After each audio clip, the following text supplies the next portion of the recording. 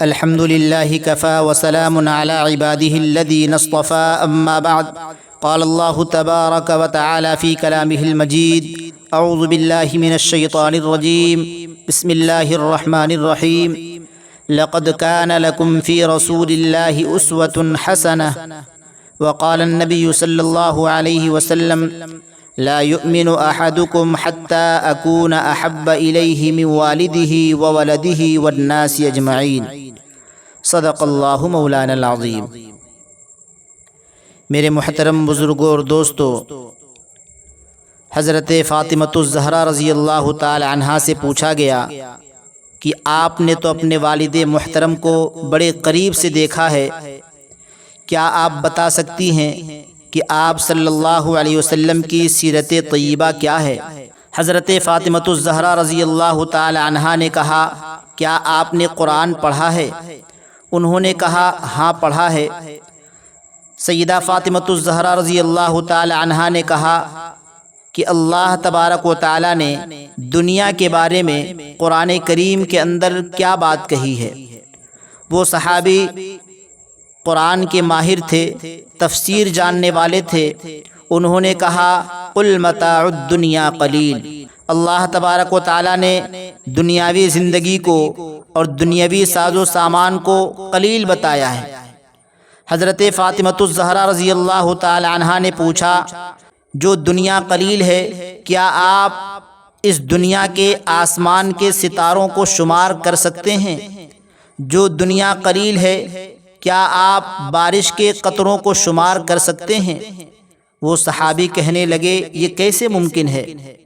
سیدہ فاطمۃ الزہرا رضی اللہ تعالی عنہا نے کہا، جس دنیا کو اللہ نے قلیل کہا اور آپ اس کو شمار نہیں کر سکتے، اور جس کو پیدا کرنے والے خالق اور پالنہار اور رب العالمین نے جسے رحمت للعالمین بنایا، اس کے کردار اور اس کے کریکٹر اور اس کے سیرت کے ایک پہلو کے تعلق سے کلام پاک میں فرمایا، انک لعلی خلق عظیم، آپ کا کردار، آپ کا کریکٹر، آپ کا اخلاق بہت عظیم ہے۔ حضرت فاطمۃ الزہرا رضی اللہ تعالی عنہا نے کہا، اے صحابی، آپ قلیل کو نہیں بیان کر سکتے، میں عظیم کو کیسے بیان کر سکتی؟ میرے دوستو، دو سمندر ایسے ہیں جن کا کوئی کنارہ ہی نہیں، ایک قرآن شریف، دوسرا آپ صلی اللہ علیہ وسلم کی سیرت طیبہ۔ میرے دوستو، مختصر وقت کے اندر نبی کریم صلی اللہ علیہ وسلم کی سیرت طیبہ کو سمیٹنا، احاطہ کرنا، یہ کسی عالم اور کسی سیرت بیان کرنے والے کی بس کی بات نہیں۔ سیرت طیبہ کے لاکھوں، کروڑوں، اربوں پہلو ہیں۔ میرے دوستو، میرے بزرگوں، میں انشاءاللہ آپ حضرات کے سامنے آپ صلی اللہ علیہ وسلم کی سیرت طیبہ کو آسان لفظوں میں اور مختصر انداز میں انشاءاللہ بیان کرنے کی کوشش کروں گا۔ میرے دوستو، حضور پاک علیہ الصلاۃ والسلام کی سیرت کی شروعات جو ہوتی ہے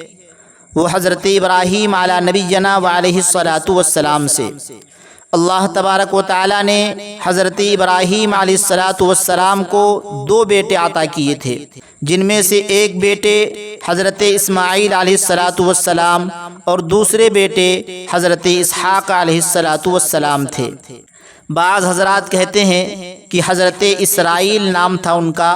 اور بعض حضرات کہتے ہیں کہ حضرت یعقوب علیہ الصلاۃ والسلام کا نام حضرت اسرائیل تھا۔ خیر، جو بھی ہو،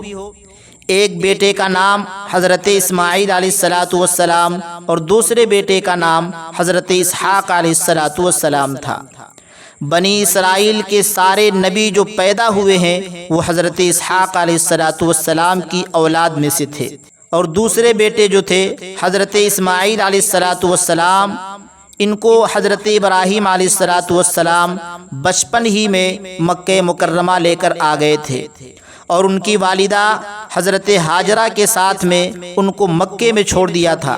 ہم سبھی حضرات اس بات کو اچھی طرح جانتے ہوں گے کہ حضرت اسماعیل علیہ الصلاۃ والسلام کی ایڑیوں کی رگڑ سے وہاں پر زمزم کا پانی جاری ہوا تھا۔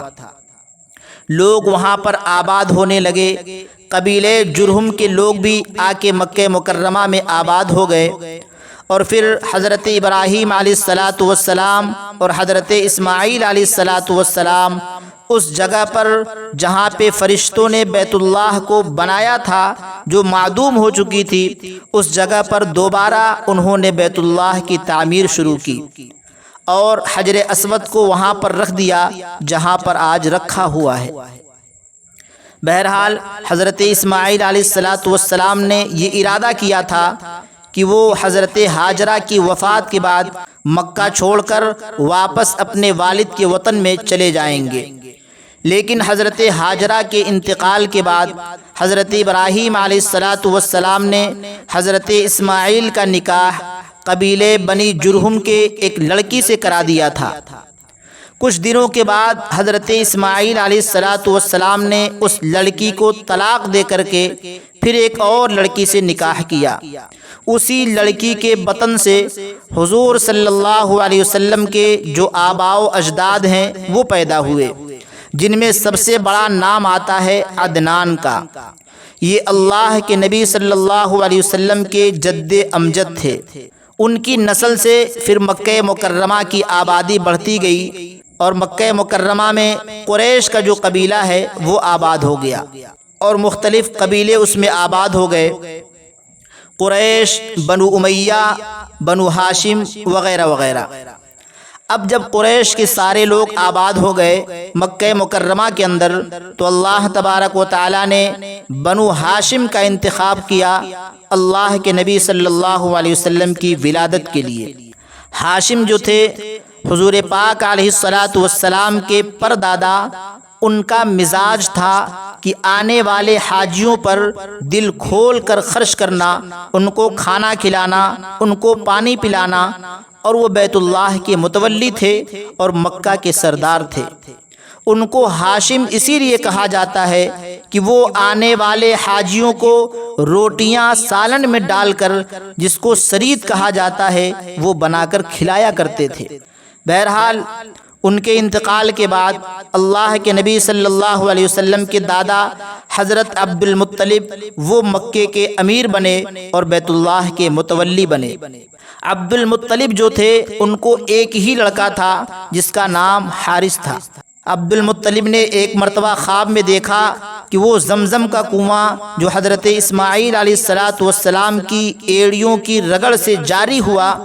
وہ زمزم کا کنواں اس وقت میں موجود نہیں تھا۔ ان میں پورے پتھر اور مٹی بھر چکے تھے، لوگ بھول بھی چکے تھے کہ یہاں پر زمزم کا کنواں بھی تھا، وہ صرف ایک قصے اور کہانیاں بن کے رہ گئی تھی۔ حضرت عبد المطلب نے خواب میں دیکھا کہ حضرت ابراہیم علیہ الصلاۃ والسلام انہیں بتا رہے ہیں کہ یہاں پر زمزم کا کنواں ہے، اس کو دوبارہ کھودو۔ تو انہوں نے خواب میں دیکھا کہ مقام ابراہیم اس کے سامنے بالکل زمزم کا کنواں ہے، بیت اللہ کے دروازے اور مقام ابراہیم کے درمیان میں۔ چنانچہ دوسرے دن وہ صبح میں اٹھے، وہاں پر دو بڑے بڑے بت رکھے ہوئے تھے، انہوں نے ان بتوں کو وہاں سے ہٹایا، اور ہٹانے کے بعد ان کے جو بیٹے تھے حضرت حارث، ان کو ساتھ میں لے کر وہ زمزم کے کنویں کو کھودنے لگے۔ اب جب انہوں نے زمزم کے کنویں کو کھودنا شروع کیا تو قریش کے جو دوسرے لوگ تھے وہ جمع ہو گئے۔ انہوں نے کہا یہاں جو بت ہیں ان کو ہم ہٹانے نہیں دیں گے، مگر حضرت عبد المطلب نے کہا مجھے حضرت ابراہیم علیہ الصلاۃ والسلام نے خواب میں آ کر بشارت دی ہے، اس لیے میں تو کنواں کھود کر رہوں گا۔ حضرت عبد المطلب نے قریش سے کہا کہ دیکھو حضرت ابراہیم علیہ السلام نے کہا ہے کہ زمزم کا کنواں یہیں پر ہے، مگر وہ لوگ نہیں مانے، اور مجبور ہو کر حضرت عبد المطلب کو اپنے بیٹے کو ساتھ میں لے کر زمزم کا کنواں کھودنا پڑا۔ اب دونوں باپ اور بیٹے زمزم کا کنواں کھودنے لگے۔ اسی درمیان حضرت عبد المطلب نے ہاتھ اٹھائے اور اللہ سے دعا کی اور یہ کہا کہ اے اللہ، تو نے مجھے صرف ایک بیٹا دیا ہے، اگر تو مجھے 10 بیٹے دیتا تو میں ایک بیٹے کو تیرے نام پر قربان کرتا، جیسے حضرت ابراہیم علیہ الصلاۃ والسلام نے حضرت اسماعیل علیہ الصلاۃ والسلام کو تیرے نام پہ قربان کیا تھا۔ اب اللہ تعالیٰ نے حضرت عبد المطلب کی دعا سن لی، اس کے بعد اس جگہ پہ جہاں پہ کھود رہے تھے وہاں سے دوبارہ زمزم کا پانی جاری ہو گیا، وہ کنواں نمودار ہو گیا۔ پھر انہوں نے اس کنویں کو صاف کیا اور صاف کرنے کے بعد میں اس میں زمزم کا پانی جمع ہونے لگا۔ تب جا کر پورے مکے والوں کو یہ پتہ چلا کہ زمزم کا کنواں یہاں پر موجود ہے۔ بہرحال اللہ تبارک و تعالیٰ نے حضرت عبد المطلب کو ایک قول کے مطابق 9 اور ایک قول کے مطابق 12 بیٹے عطا فرمائے اور 7 بیٹیاں عطا فرمائی۔ ان 12 بیٹوں میں سب سے چھوٹے بیٹے اللہ کے نبی صلی اللہ علیہ وسلم کے والد محترم حضرت عبداللہ تھے۔ اب حضرت عبد المطلب نے منت مانی تھی کہ ایک بیٹے کو اللہ کے نام پہ قربان کروں گا، تو انہوں نے خواب میں دیکھا کہ وہ بیٹے کے ذبح کرنے کا وقت آ گیا ہے، اس لیے وہ حضرت عبداللہ کو دوسرے دن ذبح کرنے کے لیے لے کر نکلے بیت اللہ کے قریب میں۔ سارے رشتہ داروں نے روکا، سارے بھائیوں نے روکا، ساری بہنوں نے روکا اور سب نے کہا کہ تم اپنے بیٹے کو ذبح مت کرو۔ بہرحال مشورے سے یہ طے ہوا کہ بیٹے کے بجائے 10 اونٹوں کا قرعہ ڈالا جائے، اور قرعے میں اگر اونٹوں کا نام نکلتا ہے تو بجائے حضرت عبداللہ کے اونٹوں کو ذبح کیا جائے۔ اب جب وہ قرعہ نکالا گیا، ایک طرف 10 اونٹوں کا نام، دوسری طرف حضرت عبداللہ کا نام ڈالا گیا تو حضرت عبداللہ کا نام نکلا۔ پھر 20 اونٹوں کا نام اور حضرت عبداللہ کا نام ڈالا گیا تو بھی حضرت عبداللہ کا نام نکلا۔ پھر 30، 40، 50 اسی طریقے سے 100 اونٹوں کا نام ڈالا گیا تو پھر اس کے بعد اونٹوں کا نام نکلا۔ اس وقت سے عربوں نے ایک انسان کی دیت 100 اونٹوں کو قرار دیا، یعنی ایک انسان کے بدلے 100 اونٹوں کو شمار کیا جائے گا۔ پھر ان 100 اونٹوں کو ذبح کیا گیا۔ اس طرح سے حضرت عبداللہ جو حضور صلی اللہ علیہ وسلم کے والد محترم تھے ان کی جان بخشی گئی۔ بہرحال جب حضرت عبداللہ کی عمر 24 سال کو پہنچی تو ان کے والد حضرت عبد المطلب نے حضرت عبداللہ کا نکاح آمینہ بنت وہب کے ساتھ کر دیا۔ اللہ کے نبی صلی اللہ علیہ وسلم کی ولادت سے 50 دن پہلے مکہ مکرمہ کے اندر ایک ایسا واقعہ پیش آیا جس کو واقع فیل کہا جاتا ہے، اور جس سال پیش آیا اس سال کو عام الفیل کہا جاتا ہے۔ اور وہ جو واقعہ تھا اس کی نوعیت ایسی تھی کہ مکے میں جو اللہ کا گھر ہے بیت اللہ، اس کا حج کرنے کے لیے، اس کا طواف کرنے کے لیے اس زمانے میں بھی دنیا بھر سے لوگ جوق در جوق آیا کرتے تھے اور بیت اللہ کا حج کیا کرتے تھے، اس کا طواف کیا کرتے تھے۔ حبشہ کا ایک بادشاہ تھا، اس نے یمن پر قبضہ کر لیا تھا، اس کا نام تھا ابرہہ۔ اس نے ارادہ کیا کہ میں یمن کے اندر ایک دوسرا بیت اللہ بناؤں گا، دوسرا کعبہ بناؤں گا، تاکہ لوگ مکہ کے کعبے کو چھوڑ کر میرے بیت اللہ کی زیارت کے لیے لوگ آنے لگیں، میرے بیت اللہ کے حج کے لیے لوگ آنے لگیں اور میرے بیت اللہ کا حج کریں۔ مکے والوں کو جب یہ پتہ چلا تو مکے کے چند نوجوان جو تجارت کی غرض سے یمن گئے ہوئے تھے، کسی نے شرارت میں رات کے اندھیرے میں وہ جو ابرہہ بادشاہ نے ڈپلیکیٹ بیت اللہ بنایا تھا اس کے اندر پاخانہ کر کے راتوں رات وہاں سے نکل گئے۔ جب صبح ہوئی اور ابرہہ بادشاہ نے جب یہ دیکھا میرے ڈپلیکیٹ بیت اللہ میں تو لوگوں نے پاخانہ کر دیا ہے، اس کو لوگوں نے گندا کر دیا ہے، تو وہ غصے میں بھڑک گیا اور تحقیق کی تو پتہ چلا کہ مکے سے آئے ہوئے جو نوجوان تھے وہ راتوں رات یہاں سے فرار ہو گئے ہیں،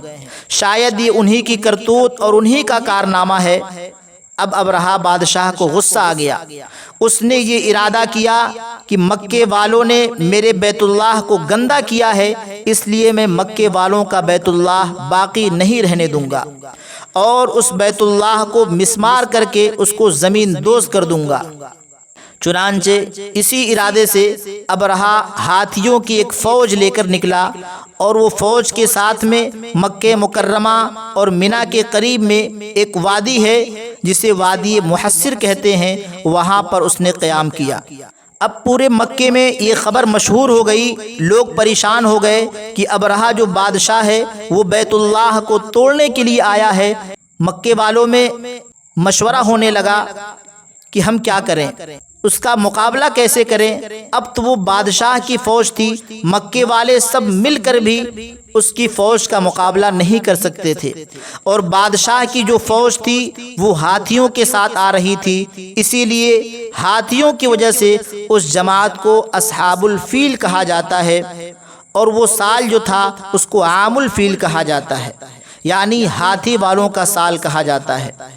اب جب ابرہہ کا لشکر وادی محصر میں پہنچ کر وہاں پر قیام کیا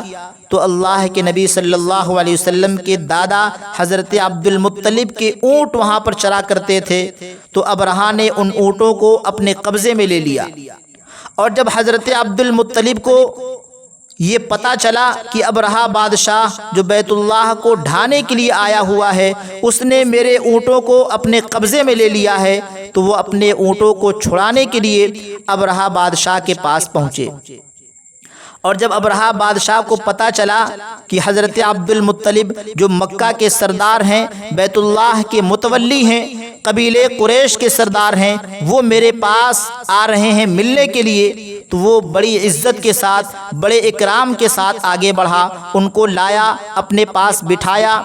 اسے یہ لگا کہ حضرت عبد المطلب جو آئے ہوئے ہیں وہ اس کے ساتھ کچھ لڑائی کے بارے میں بات چیت کرنے آئے ہوں گے، یا اس سے کچھ امن و صلح کی بات کریں گے، شاید اسی مقصد سے ہمارے پاس آئے ہوں گے، یہ ابرہہ بادشاہ نے سوچا۔ اب جب حضرت عبد المطلب اس سے بات چیت کرنے لگے تو ابرہہ بادشاہ نے ان سے پوچھا کہ بتاؤ میرے پاس کیسے آنا ہوا ہے۔ حضرت عبد المطلب نے کہا کہ دیکھو مجھے پتہ چلا ہے کہ تم نے میرے اونٹوں پر قبضہ کر لیا ہے، میرے اونٹوں کو تم نے اپنے قبضے میں لے لیا ہے، اس لیے میں اپنے اونٹوں کو چھڑانے کے لیے آیا ہوں۔ تو ابرہہ بادشاہ کہنے لگا میں نے تو تمہارے بارے میں سنا تھا کہ تم بہت عقل مند آدمی ہو، ہوشیار آدمی ہو، مجھے یہ لگا تھا کہ شاید تم میرے ساتھ امن کی، صلح کی، صفائی کی بات کرنے کے لیے آئے ہوگے، تم تو اپنے اونٹوں کے لیے آئے ہو۔ حضرت عبد المطلب نے کہا کہ دیکھو میں اونٹوں کا مالک ہوں اور اونٹوں کی ذمہ داری میرے اوپر ہے، اس لیے میں اپنے اونٹوں کو لینے کے لیے آیا ہوں، اور بیت اللہ اللہ کا گھر ہے، وہ خود اپنے گھر کی حفاظت کرے گا، مجھے بیت اللہ کی فکر کرنے کی ضرورت نہیں ہے۔ حضرت عبد المطلب نے جب یہ جواب دیا تو یہ جواب سننے کے بعد ابرہہ بادشاہ اور بھی زیادہ غصے میں بھڑک گیا، اور یہ سوچنے لگا کہ اب تو مجھے کسی بھی حال میں بیت اللہ کو توڑنا ہے اور بیت اللہ کو ڈھانا ہے۔ اس کے بعد ابرہہ بادشاہ نے وہ جو ہاتھیوں کی فوج تھی ایک دن طے کیا، اور اس دن وہ پوری فوج لے کر بیت اللہ کو توڑنے کے لیے، بیت اللہ کو ڈھانے کے لیے بیت اللہ کی طرف آگے بڑھنے لگا۔ اور مکے کے جو تمام لوگ تھے وہ مکے کے پہاڑیوں میں جبل ابو قبیس، جبل کعبہ اور دوسری پہاڑیاں جو تھیں ان تمام پہاڑیوں پر چڑھ گئے، اور آسمان کی طرف ہاتھ اٹھائے، اور ہاتھ اٹھا کر اللہ تعالیٰ کو پکارنے لگے کہ اے اللہ تو اپنے گھر کی حفاظت اپنی طاقت سے، اپنے طریقے سے فرما۔ اب اللہ تبارک و تعالیٰ کی طاقت تو وہ ہے کہ جب اللہ تبارک و تعالیٰ کسی کا مقابلہ کرنا چاہتے ہیں تو نہ اللہ کو فوج کی ضرورت پڑتی ہے، نہ اللہ کو توپ کی ضرورت پڑتی ہے، نہ اللہ کو تیر اور تلوار کی ضرورت پڑتی ہے۔ اللہ تبارک و تعالیٰ تو ایسی طاقت والے ہیں کہ اگر وہ کام لینے پر آئیں تو وہ چیونٹیوں سے کام لے لیتے ہیں، مچھروں سے کام لے لیتے ہیں، پرندوں سے کام لے لیتے ہیں۔ چنانچہ اللہ تبارک و تعالیٰ نے ابابیل پرندے جن کا تذکرہ قرآن مجید میں فرمایا گیا ہے، الم تر کیف فعل ربک باصحاب الفیل، کیا تم جانتے نہیں کہ ہم نے ہاتھی والوں کے ساتھ کیا معاملہ کیا؟ الم یجعل کیدہم فی تضلیل وارسل علیہم طیرا ابابیل، ہم نے ان کے اوپر ابابیل پرندوں کو بھیج دیا، ترمیہم بحجارۃ من سجیل، جو باریک باریک کنکریاں ہوتی ہیں انہوں نے ان کے اوپر ان کنکریوں کے ذریعے سے حملہ کر دیا۔ علماء نے لکھا ہے کہ اللہ تبارک و تعالیٰ نے ان کنکریوں میں ایسی طاقت پیدا فرما دی تھی کہ اگر وہ کنکریاں کسی کے سر پر آ کے لگتی تو اس کے بھیجے سے باہر نکل جاتی۔ یہ خدا کا نظام ہے۔ وہ چھوٹے چھوٹے پرندے جو تھے، ان پرندوں نے اپنی چونچوں میں چھوٹی چھوٹی کنکریاں اٹھائیں اور وہ کنکریوں کو لے کر وہ پورے کے پورے ابابیل جو پرندے تھے وہ بادلوں کی طرح سے ابرہہ کے لشکر کے اوپر آ گئے، اور آنے کے بعد انہوں نے ان کنکریوں کو چھوڑنا شروع کر دیا۔ آگے قرآن کریم میں ہے فَجَعَلَهُمْ كَعَصْفٍ مَأْكُولٍ، اللہ فرماتے ہیں کہ جب وہ پرندے ان کے اوپر کنکریاں برسا رہے تھے تو ان کے پورے جسم اللہ نے چھلنی کر دیا، اور ان کے جو جسم تھے وہ پورے کے پورے مار کھانے کی وجہ سے ایسے ہو گئے تھے جیسے جانور اپنے منہ میں چارے کو چباتا ہے اور چبانے کے بعد اس کی جگالی کر کے باہر پھینک دیتا ہے۔ اس طریقے سے ابرہہ کے لشکر والوں کا حال ہو گیا تھا، اور پورا کا پورا لشکر نیست و نابود ہو گیا۔ اب اللہ کا نظام دیکھیے کہ جو بڑے بڑے ہاتھی پڑے ہوئے تھے اور جو فوجی وہاں پر پڑے ہوئے تھے، پورے علاقے میں ان کی لاشیں پھیلی ہوئی تھی۔ اللہ تبارک و تعالیٰ نے ان کو صاف کرنے کا انتظام کیسے کیا؟ اللہ تبارک و تعالیٰ نے بارش کو حکم دے دیا اور وہاں پر بارش برسنے لگی، اور ایسی بارش ہوئی کہ وہ بارش ان ہاتھیوں اور ابرہہ کے لشکر کو سب کو وہاں سے بہا کر کے لے کر چلی گئی، اور وہ جو پورا علاقہ تھا صاف و شفاف ہو گیا۔ اللہ تبارک و تعالیٰ نے پورے حرم اور حدود حرم کو ابرہہ اور اس کے لشکر کی گندگیوں سے پاک و صاف کر دیا۔ اب آگے کے واقعات انشاءاللہ اگلے جمعے میں بیان ہوگا۔ وما علینا الا البلاغ۔